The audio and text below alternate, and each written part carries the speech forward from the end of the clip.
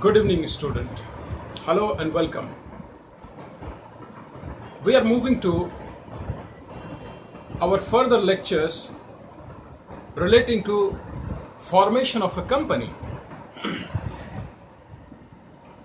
In the process, in our previous discussion, while discussing about the formation of a company and its two important stages, that is promotion and incorporation,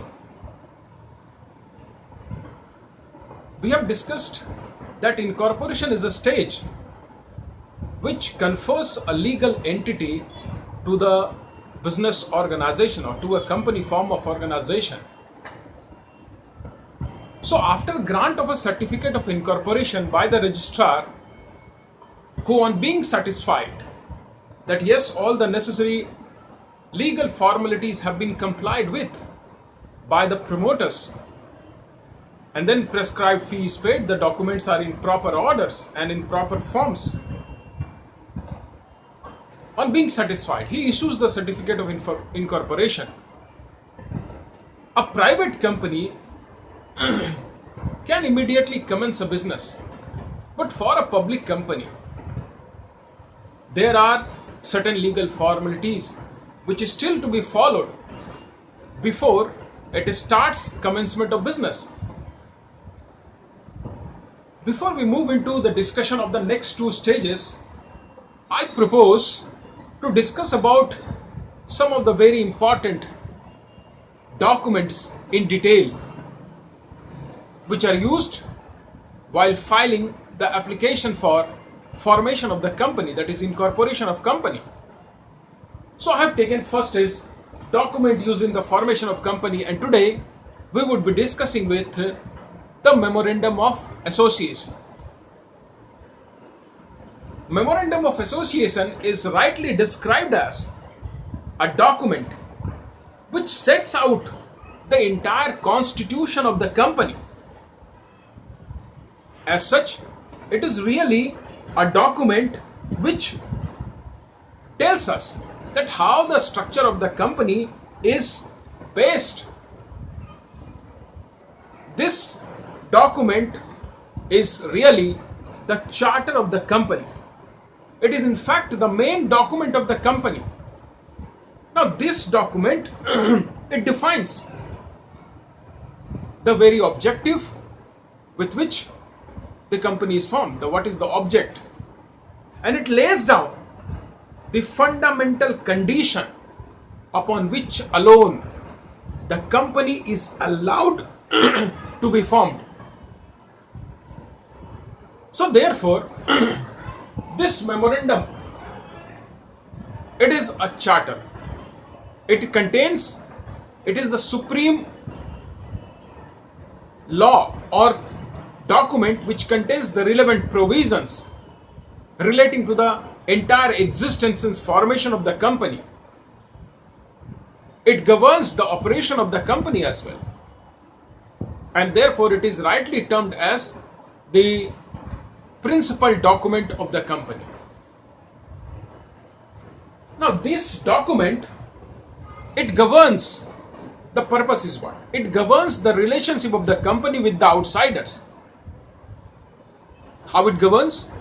The purpose of this document is that when it defines the relationship of the outside world, it tells them, it informs them what is the scope of the activities which are within the powers for which the company is authorized.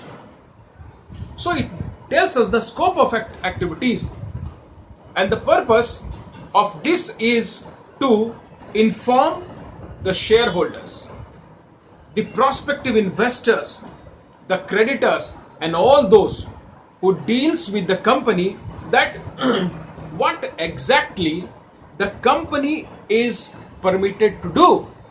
What is the permitted range of activities? Now this point out necessarily that anyone entering into any transactions with the company must be well versed with the content of this Memorandum of Association. Later on, if any issues arises, he cannot say, I was not aware. So what happens? This document is used, or it serves as a protection for the company or to the company against the outsider.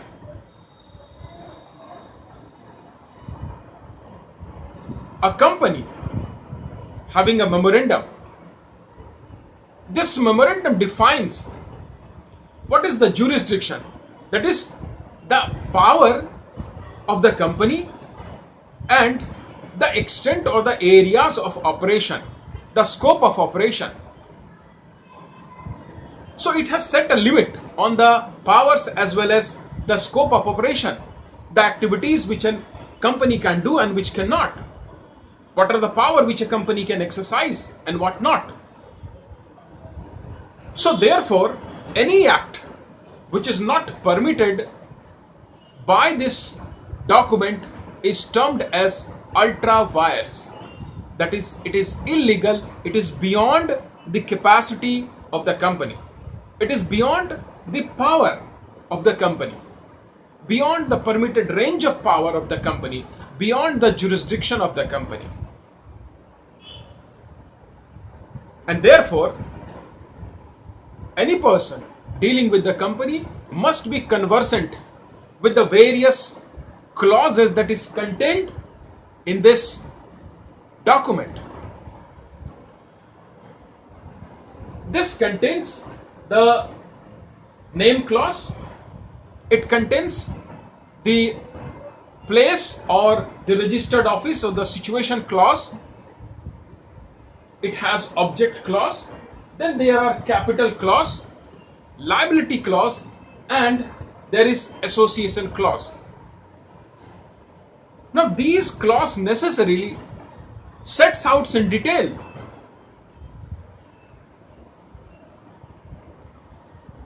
the name, the object, the place, the association, the liability, and the capital of the company. An outsider who is not conversant with this clause cannot take a plea later on in case of a disputes. So this document serves as a protection to the company or for the company against the action by the outsiders. I would like to tell you in detail what should be contained in the various clauses, or what are the content of the various clauses.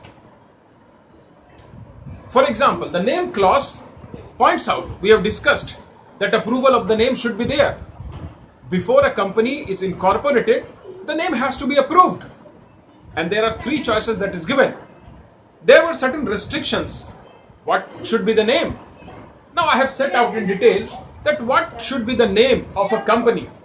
So what I have pointed out, that this name should not be identical to any company which is already existing. It's not be similar to an existing company, to the name of a company. The second thing is that the name should not contain the words like president, king, emperor, empress, provinces. These words, they are prohibited, municipal. The name should not contain this, because these names suggest an authority of government, and therefore this is prohibited. Second thing is that any name which is also patronized by a government is not allowed, it is prohibited. Like we know that many of the government company has a name Balco.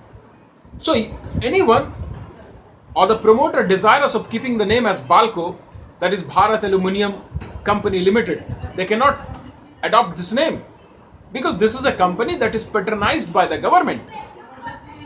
So a company that is patronized by the government, similar name cannot be adopted. The name must also not be prohibited by emblem and sign, that is Misuse or Improper Use Act 1950, as is here. Not prohibited. Emblem and names, prohibition or prevention of improper use. It must not restrict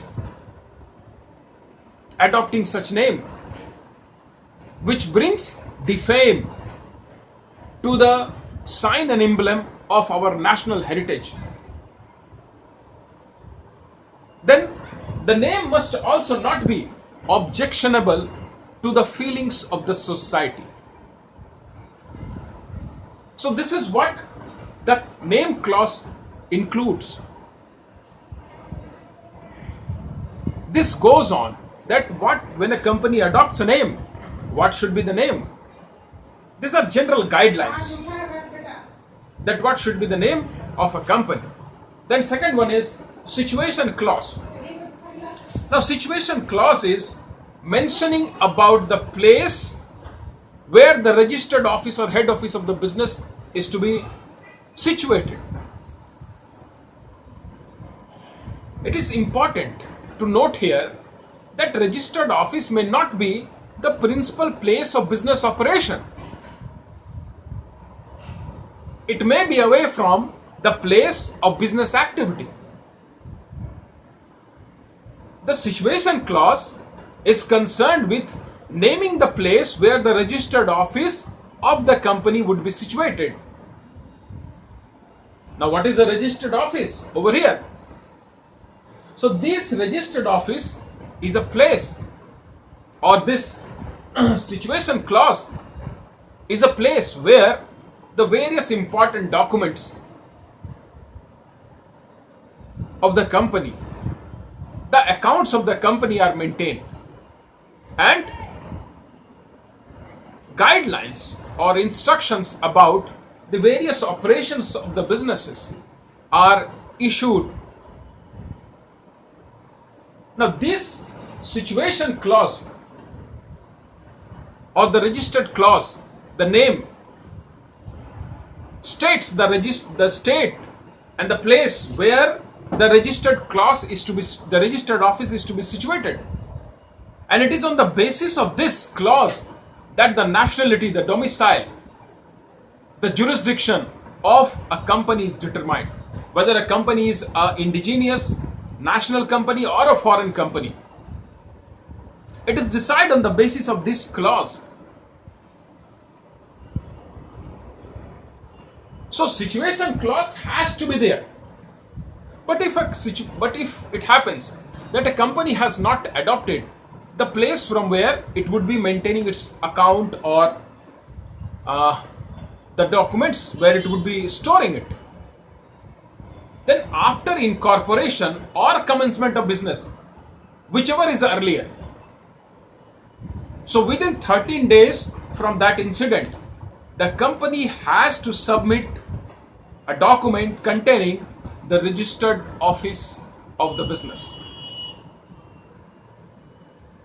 This is about registered clause or situation clause.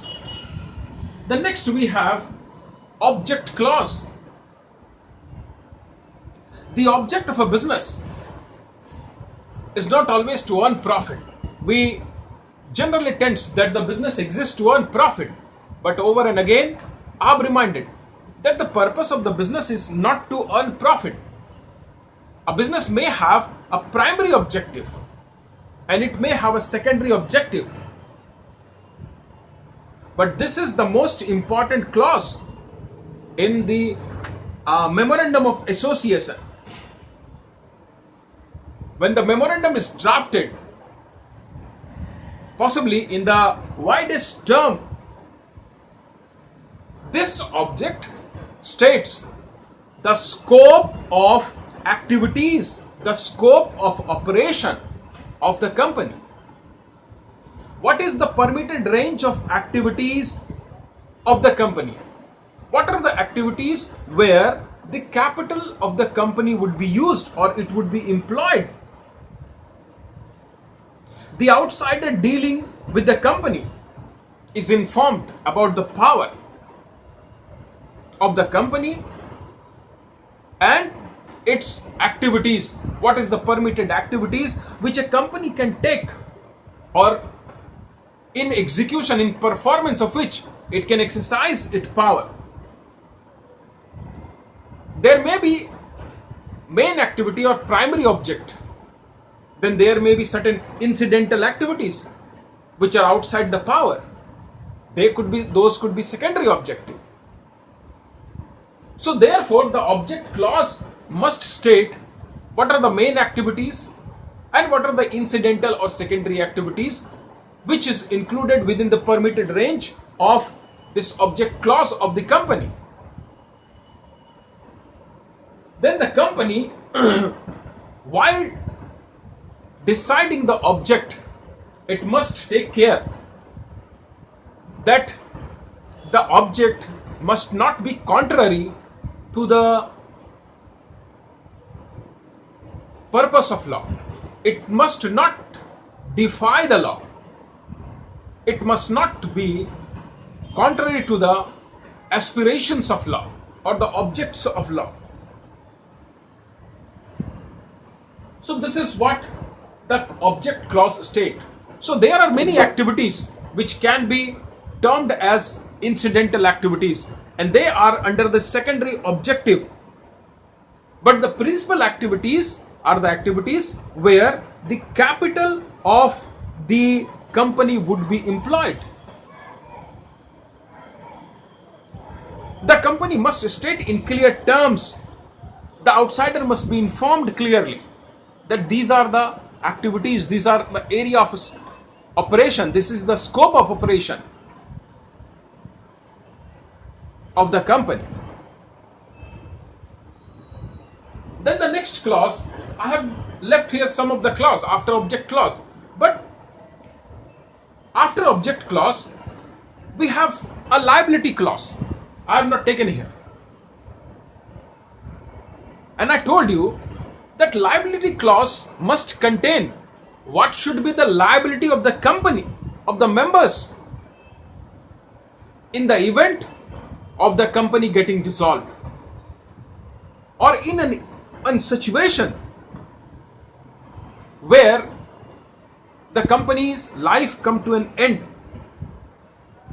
I pointed out in previous lectures that the liability of the members may be either limited by guarantee or limited by shares. So liability clause must state what should be the liability of the member during the event of the company being liquidated. If it is a company limited by share, the liability of the members is limited to the extent of the unpaid value of the shares that has not been paid by any members. But if the value of the share is completely paid by a member, the amount which is payable on the number of share which is held by a company, if it has been fully paid, then no liability of the member arises. Then liability limited by guarantee. Now in case of a company being wind up or being liquidated, the liability of the member is limited to the extent they undertake to contribute to the assets of the company when it is liquidated. So that is the meaning of company limited by share and company limited by guarantee. It states the amount that the member is going to undertake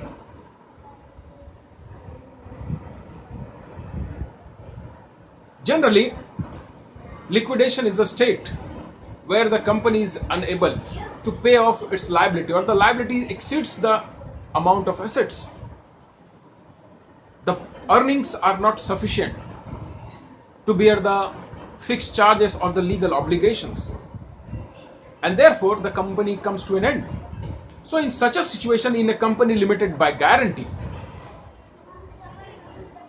the amount which each member has undertaken to contribute in the event of winding up of the company. Their liability is limited to that extent. Then after liability clause, there is capital clause. Now capital clause states that what should be the permitted range of capital which should be invested in the company, and the division of the capital into small fixed amount of shares, small units of share. The maximum amount with which the company is registered, that capital is known as registered capital, authorized capital, or nominal capital. So it states what is the authorized, nominal, or registered capital, and what are its division. What is the value of each division of the capital into small shares?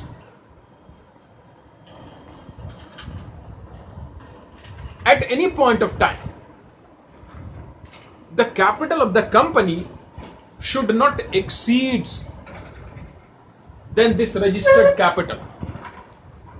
Now these clauses are subject to some alteration and changes. There may be some changes which could be incorporated as and when the need arises, but they are a process. We are not going to study over here. We are generally taking what is the Memorandum of Association, what are the various content of this and how it serves. A knowledge of all this is mandatory for anybody dealing with the company and outsiders. So here the capital clause, it points out, spells out what is the maximum amount of capital that would be invested in the business or in the company, and its division into share of a fixed amount. At any point of time, the capital of the company should not exceed this registered capital. Similarly, the number of shares that have been mentioned under this clause, a company cannot issue or allot more number of shares to the shareholders than what is mentioned in the capital clause. This is about capital clause. Then there is one more clause which is known as association clause. Basically there are 6 clauses. So the 6th clause is association clause. And this association clause is a declaration by the members, by these promoters, that they have complied with all the legal formalities which were necessary for the promotion of the company, bringing the company into existence. Now under this clause, that is association clause, these promoters, they declare, they expresses that their desire that they have complied with the legal formalities, and they also guarantees that they would take the qualifications here that is required for them to take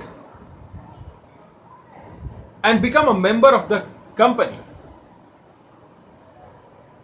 So this association clause is an assertion by the members when they states that we, the several person whose names and addresses are submitted on the memorandum, they are desirous of forming a company, and then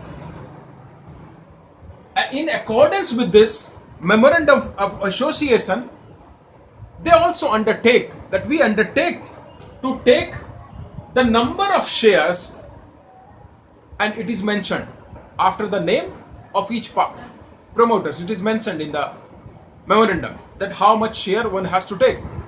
So then, excuse me, the number of share that is mentioned against our name, and a member of the company, we also declare that all the necessary formalities of the company's formation of the companies have been complied with. Full stop. And then after this declaration, at least 7 members in case of a public company and 2 members in case of a private company need to sign this memorandum. The Memorandum of Associations, it has to be properly numbered. It must be properly divided into paragraphs. And these Memorandum of Association, it should be all the pages, with how many pages it is, whatever, it differs according to company. So the memorandum, it must be printed, it must be divided into small paragraph, and each pages must be numbered consecutively. And at the end, they must be signed by the signatories under the association clause, with their name, their address, and when they are signing, at least there must be one witness. That is mandatory, because these signatures of the subscriber, it has to be remembered that if they attest another, that if one promoter attests the signature of other promoters, then there are chances that only 2 persons has played, or only a limited number of persons has done this. There is not required number of persons. So in each cases, when the signatories are putting their signature, there should be one witness. So this is all for today's discussion about Memorandum of Association. Hope it was useful. Keep learning. We shall continue in our next video with Article of Association.